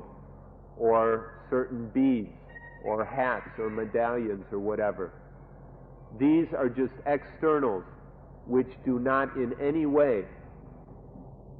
signify that the final goal of Buddhism has been reached. The only way to know is through observing the mind. If there is any dukkha left, then the final goal has not been reached. No matter what ceremonies you've been through, no matter how many retreats you've attended, no matter what books you've read or certificates you've been given. But even if you've done no retreats and your teacher still says you're an idiot, if there is no dukkha remaining, then the final goal has been reached. So this is a general explanation of the final goal. We will now give 10 or 12 examples of what it is we're talking about here to give you something very detailed to help you understand this point. And the translator will do his best to translate this clearly. พูดทีละอย่างละอย่างแรก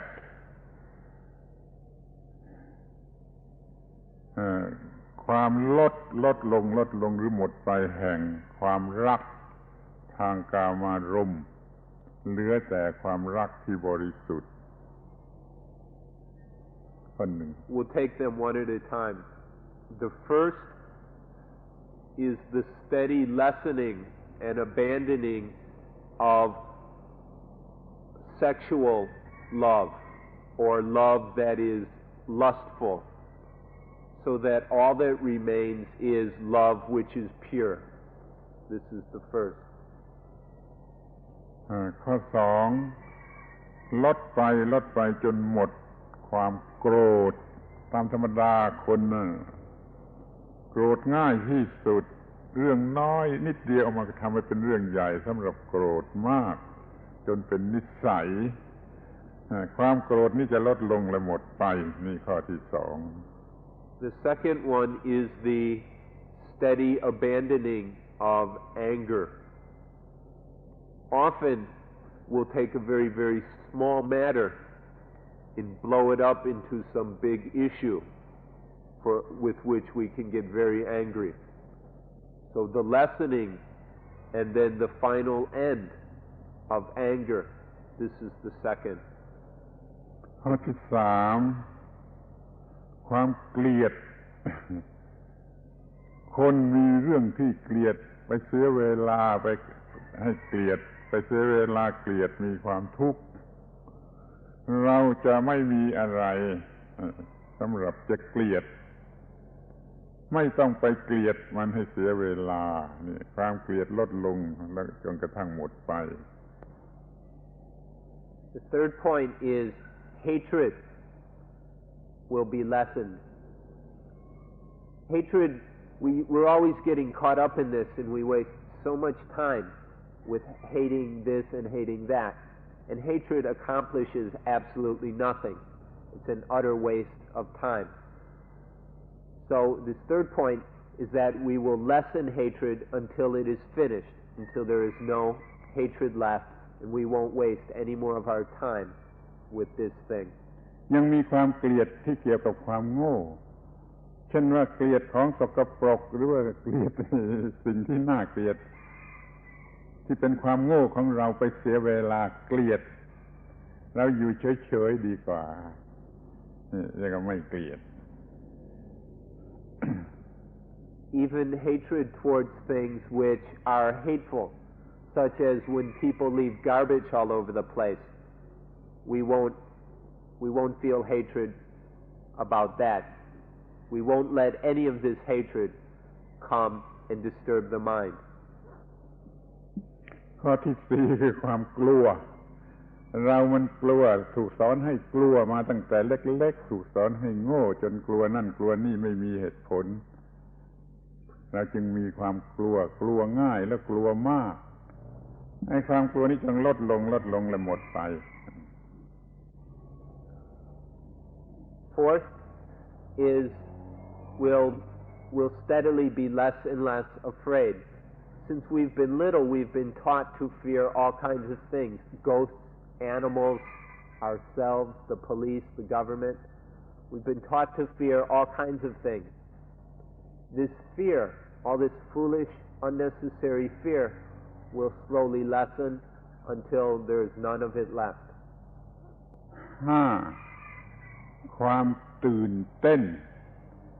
นประหลาดใจอัศจรรย์ใจความตื่นเต้น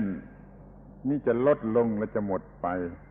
จะไปดูกายกรรมอะโครแบทหรือนี่ไม่มีประหลาดไม่มีตื่นเต้นไม่มีอัศจรรย์เป็นเช่นนั่นเองไปโลกพระจันทร์ได้ก็ไม่ตื่นเต้นมันเช่นนั่นเองตามกฎอิทัปปัจจยตาต่อไปนี้ไม่มีความตื่นเต้นอะไร excitation ไม่มีเหลือหรือว่าลดลงกระทั่งไม่มีเหลือจิตไม่ตื่นเต้นไม่มีอะไรสติมูลเลตมันได้นี่ก็เป็นข้อที่5 The fifth point is that there will no longer be anything which can stimulate the mind. There's nothing which can excite and stir up the mind. You can go to watch any kind of show, and it will no longer seem marvelous, fantastic, or strange. All these stimulating, exciting things will no longer have that kind of power and influence over the mind.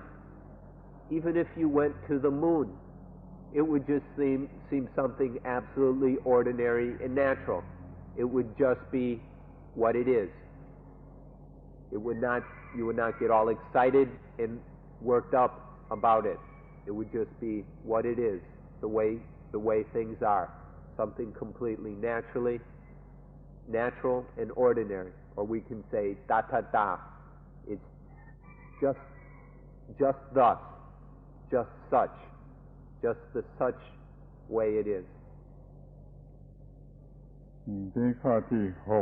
6ไม่มีวิตกกังวลเราไม่ค่อยมีเวลาพักผ่อนจิตมันวิตกกังวลไม่อาจจะเก็บความคิดให้หยุด มันจะเลื่อนลอยไปคิดวิตกกังวลซึ่งทรมานมาก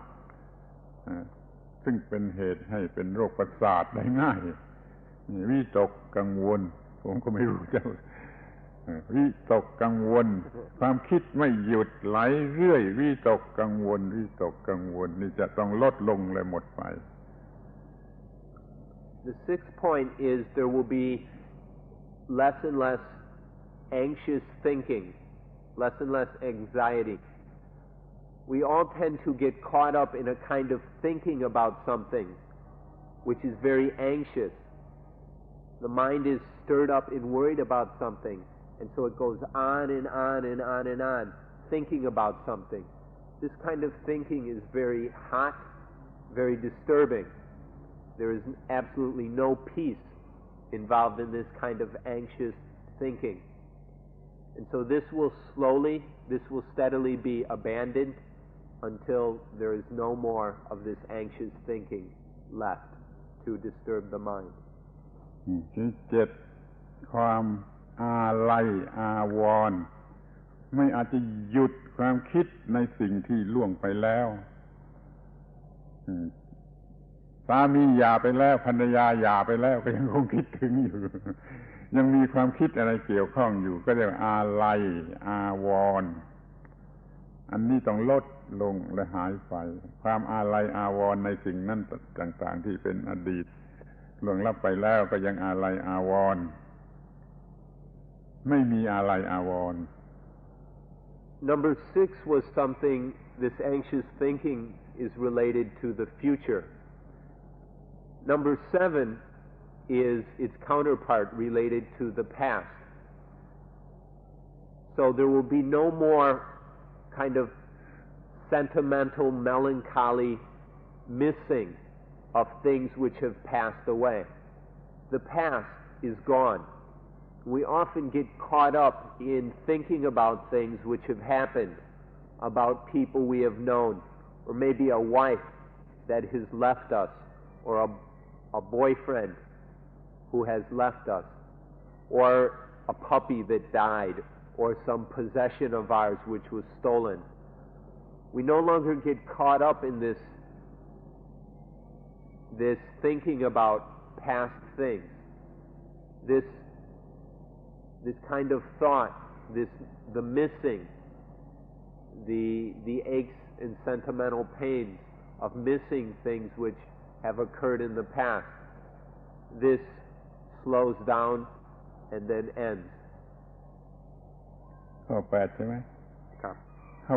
8อิจฉาริษยานี่เป็นโรคที่ร้ายกาจพอเราอิจฉาเขาไม่รู้เรื่องอะไรเลยเรานี่เจ็บปวดเองแล้วเป็นทุกข์เองแล้วผู้ที่เราคิดอิจฉาไม่รู้เรื่องอะไรเลยคนโดยมากไม่อยากจะให้ผู้อื่นดีกว่าตนถ้าเห็นใครจะดีกว่าตนดีเสมอตนก็อิจฉาบางทีก็อิจฉาไอ้คนที่ต่ำกว่าว่ามันจะดีขึ้นมาความอิจฉาริษยาไม่อยากให้ใครได้ดีนี่ก็เป็นสิ่งที่ต้องลดลงแล้วหมดไป Next is the lessening of envy. We often stir ourselves up and burn ourselves with envy of other people. They have something we want, or they're more skillful, or more intelligent, or more beautiful, or who knows what. We make some kind of assumptions about them and are envious of what they have or what they are. This doesn't hurt that other person in the least bit. They're just going along doing what they're doing. But this envy disturbs us to an incredible degree. It keeps us from sleeping at night. It interferes with our natural state of peace and coolness. So this is the eighth thing. This envy is abandoned until there is no left. The mind no longer gets caught up in envy. นี่ความดูหมิ่นผู้อื่นอยากจะยกตัวขึ้นสูงเลยทำผู้อื่นให้ต่ำลงไปเรียกว่าดูหมิ่นผู้อื่นอันนี้ต้องลดลงและหมดไป The next one is to look down on others, to have a disparaging and insulting attitude towards others, where we raise ourselves up and look down at others and say that they're worse than us, or they're more stupid than us, or whatever, that somehow they're inferior to us. This is the ninth thing. It will fade away until none of it is left. ข้อที่10ความขัดแย้งอันนี้พระพุทธเจ้าตรัสเป็นเรื่องสำคัญมากมีพบพระพุทธเจ้าตรัสไว้ว่าตถาคตไม่กล่าวคำขัดแย้งใครๆในโลกพร้อมทั้งเทวโลกมารโลกพรหมโลกในหมู่สัตว์พร้อมทั้งสมณพราหมณ์คือจะไม่พูดถ้อยคำที่ขัดแย้งแก่ทุกคนไม่ว่าในโลกไหนคือว่าเรามีความเห็นมีความเชื่ออย่างไรเราจะไม่กล่าวออกไปเพื่อความขัดแย้งเช่นพระพุทธเจ้าเกิดขึ้นเขาสอนกันอยู่อย่างนี้ในอินเดียเมื่อพระพุทธเจ้าเกิดขึ้นท่านไม่ขัดแย้งท่านไม่ไปเพิกถอนท่านบอกว่าเราก็ไม่ต้องรับรองและไม่ต้องเพิกถอนแต่เรามีอย่างนี้ความเห็นของเรามีอย่างนี้ท่านสอนว่านรกสวรรค์อยู่ไอ้ดินอยู่บนฟ้าแต่เราเห็นว่านรกนี่สวรรค์นี่อยู่ที่ตาหูจมูกลิ้นกายใจไม่ได้ขัดแย้งไม่ได้เพิกถอนของเก่าท่านเราอย่าพูดคำที่มันต้องขัดแย้งแล้วจะเลวที่สุดเดี๋ยวนี้โลกลำบากอยู่ในการขัดแย้งเนี่ยถ้าไม่มีการขัดแย้งน่าจะไม่มีวิกฤตการณ์ใดๆนั้นเราก็พูดว่าเรามีความคิดอย่างนี้ชอบใจอย่างนี้แต่ไม่ต้องพูดว่าของท่านผิด ของท่านไม่ถูกยังไม่ต้องพูดจะไม่พูดคำซึ่งเป็นเหตุให้ขัดแย้งคำขัดแย้งหรือความคิดขัดแย้งต้องลดลงและหมดไป The 10th one is that we stop criticizing others. We stop getting into a kind of critical arguing. We stop getting into fights with other people. The Buddha himself made very much of this point. He said that the Tathagata, which is how he referred to himself, never says a word which is critical or disparaging of others. The Buddha did not go around saying, you're wrong, he's wrong, I'm right. What the Buddha said instead was that this is how I see it. You may say things differently, but this is the way I see it. He would very forthrightly explain how he saw things in his understanding. And he would do that without any reservations. But he did not do the very defiled act of insulting others, of saying they were wrong, and of criticizing them directly. He did not get into arguments of that sort. For example, the Buddha was often in situations where he was speaking to people in India who believed in the typical views of Brahmanism. Everybody at that time believed in some heavens and hells which existed separate from this world, and which after death the mind or body or whatever would transmigrate, the soul, the Atman would transmigrate to those places. The Buddha would say, okay, you believe in these heavens and hells. We don't. We believe in the heaven and hell which exists here in this body at the eyes, ears, nose, tongue, body, and mind. Our understanding of heaven and hell is here at the eyes, ears, tongue, nose, body, and mind. This is how the Buddha spoke. He didn't accuse the other people of being wrong. He just stated what he saw to be right. So this tendency of ours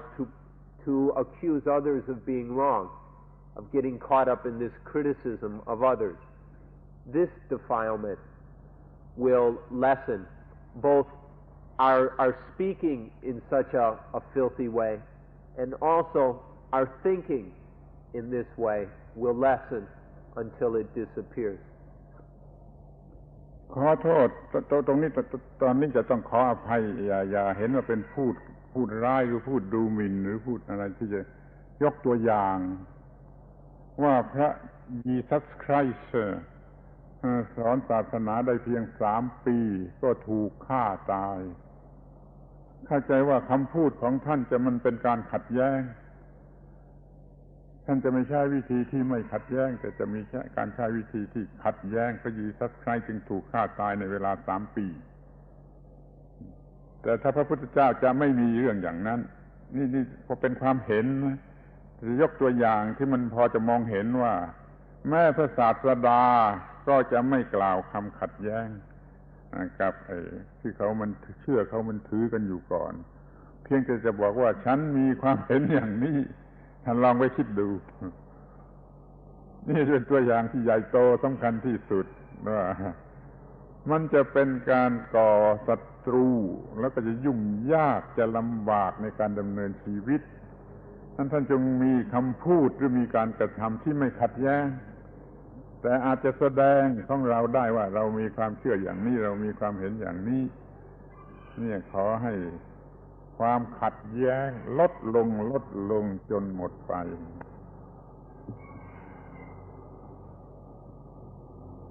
Forgive us, but we will raise a very striking example of this point. This getting into fights and arguments and disagreements. Jesus Christ, in various places in the Christian scriptures, is recorded to have gotten into sometimes violent disagreements with certain of the people at that time. And we can see what kind of enemies that this kind of behavior will create. Now we see that Christ, unfortunately, only had a few years, maybe 3 or 4 years, in which to teach. And so sometimes it's not easy to compare what he did with the Buddha. But in this point, we can see very clearly that at sometimes Christ found it necessary to argue or to get in violent disagreements with others, to directly criticize what they were doing. The Buddha, on the other hand, never did this. He felt that to do so would needlessly cause enmity and create enemies, which he felt was unnecessary. So the Buddha very strongly emphasized that this is something that should never be done. And so even we can see that this example, that the Buddha in all his many, many years of teaching would never tell the other side that they were wrong in order to get into some kind of argument or something. But the Buddha would essentially just say, this is the way things are, and would proclaim the truth as he sought. ที่นี่11ครับที่ข้อ11 ความหวงซึ่งเข้มข้นจนกลายเป็นความหึงหวงไม่อยากให้มีความเห็นแก่ตัวมากหวงไม่อยากให้ผู้อื่นไม่อยากช่วยผู้อื่นที่เข้มข้นมากจนกระทั่งว่าผัวหึงเมียเมียหึงผัวเป็นปัญหายุ่งยากนี่ความหวงหรือความหึงเหล่านี้ต้องลดลงและหมดไป The 11th is possessiveness, where we cling to something so much as ours that it causes all kinds of problems. The primary example of possessiveness is between husbands and wives. Some husbands are so possessive of their wives that they get very, very upset if their wife goes anywhere without them or talks to another man. And the same thing happens with many women. If their husband comes home late from work, because of their possessiveness, they are very, very distraught and upset because they're worried that their husband is off with someone else. This kind of possessiveness causes all kinds of pain and anguish to many, many people. But if the practice of Buddhism is progressing, this possessiveness will slowly disappear, or maybe quickly disappear, but it will disappear. ทีนี้ความที่ไม่เห็นว่าอะไรเป็นเช่นนั่นเองน่ะความเห็นว่าเป็นตัวเป็นตนเป็นของตนไม่ใช่เป็นเช่นนั่นเองตามธรรมชาตินะเราไม่เห็นเช่นนั่นเองเราไม่มีความรู้ว่าเป็นเช่นนั่นเองก็คือความโง่ข้อสุดท้ายนี่ก็คือไอ้ความโง่ว่าไม่ใช่เป็นเช่นนั่นเองตามธรรมชาติเป็นตัวเป็นตนเป็นเราเป็นของเราเป็นตัวกูเป็นของกูนี่ก็ต้องลดลงคือเห็นความเป็นเช่นนั่นเองมากขึ้นความไม่เห็นว่าเช่นนั่นเองลดลงจนหมดไปนี่เป็นข้อสุดท้าย The last example is that we start letting go of our inability to see tathata. Tathata is to see reality, to see the way things are, to see the suchness of things. Everything is just such. They're not this way or that way, but they're just the thusness or suchness of that thing. Everything is tathata. Our inability to see things as the way they are gets us caught up in ignorance and misunderstanding. We work on the basis of many assumptions and prejudices that things are selves, that they are souls, that they are this way or that way. This misunderstanding, the inability to see tathata, suchness, slowly will disappear, and in its place will grow the steadily increasing perception and awareness of suchness, the suchness of things. This is the 12th of these things which will fade away and disappear with the correct practice. 10 เท่าไหร่นะ12 ข้อนี้ขอให้จำไว้สำหรับสอบไล่ทดสอบเช็คเพื่อ examine ตัวเองถ้าว่าไอ้12ข้อนี้ลดลงแล้วถูกแล้วนี่ถูกแล้วนี่เป็นผลของการปฏิบัติพุทธศาสนาที่ถูกต้องไม่ต้องให้อาจารย์รับรองก็ไม่ได้เพราะอาจารย์ก็ไม่รู้ในจิตใจของลูกศิษย์งั้นลูกศิษย์ต้องสอบไล่ตัวเอง โดยข้อสอบเหล่านี้ช่วยจำไว้ดีๆ12ข้อเนี่ยแน่นอนที่สุดถ้าลดลงและหมดไปก็ถูกต้องแล้วท่านทั้งหลายได้รับผลของการศึกษาและปฏิบัติพระพุทธศาสนาแล้วทั้งหมดนี้ช่วยจำให้ดีๆ So these are the 12 things that will lessen and disappear if your practice of Buddhism is correct. So please remember these things, memorize them. Take this list of 12 things and remember them, and then you can use them to test yourself. You can examine yourself regularly to see if you are making progress in Buddhism. Are you practicing correctly or not? We don't measure practice in Buddhism by how long we can sit with our legs crossed or how many days we can go without eating or things like this. The way to measure progress is whether these 12 things are lessening or not. So please remember them, memorize them, and then you can yourself see and verify whether you are making progress or not. A teacher can never look into your mind completely and see what is actually happening there. You are the one who must examine yourself. So please remember these 12 things in order to do so. เป็นนั้นว่าเราได้พูดกันถึงพุทธศาสนาหรือพุทธธรรมในแง่มุมต่างๆที่เราควรจะเข้าใจตั้งแต่ก่อนปฏิบัติ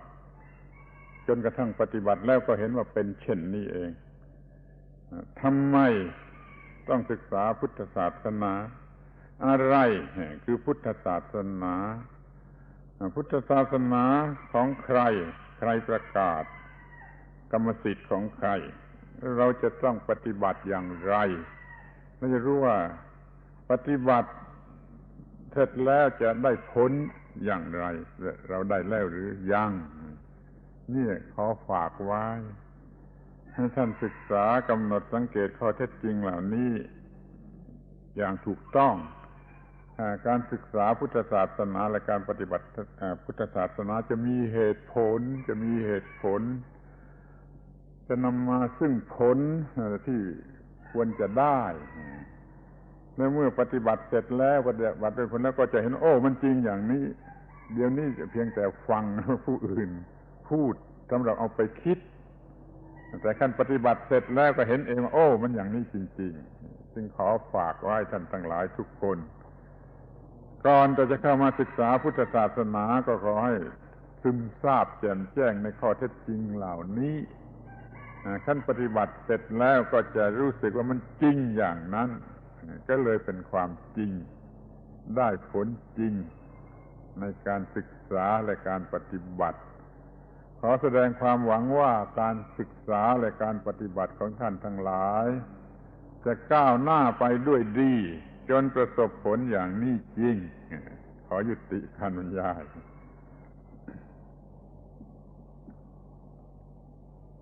So today we've discussed 5 facts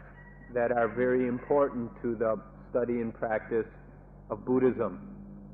We talked about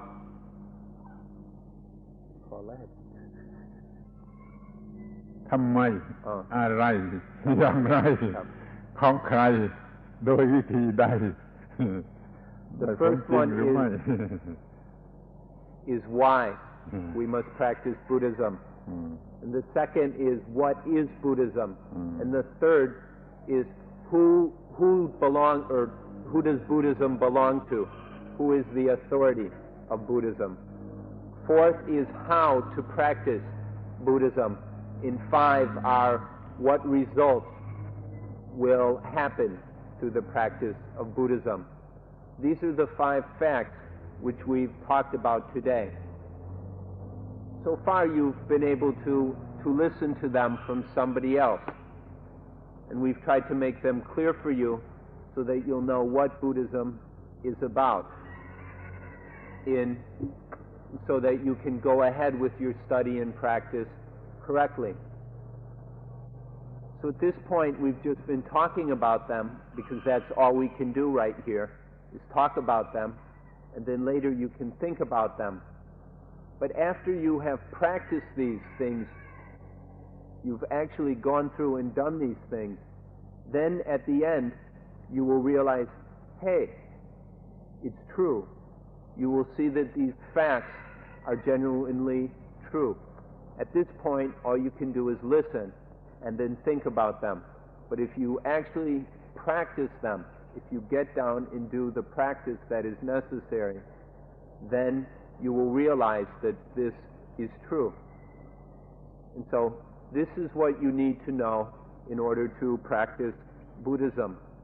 We offer them to you. We leave them for you to think about, to consider, and to practice. And we sincerely hope that all of you will be able to realize these facts and truths, that you will be able to do what is necessary, and that you will receive the benefits of this practice. These benefits are the thing that all human beings ought to realize. And so we sincerely hope that you will be able to realize them.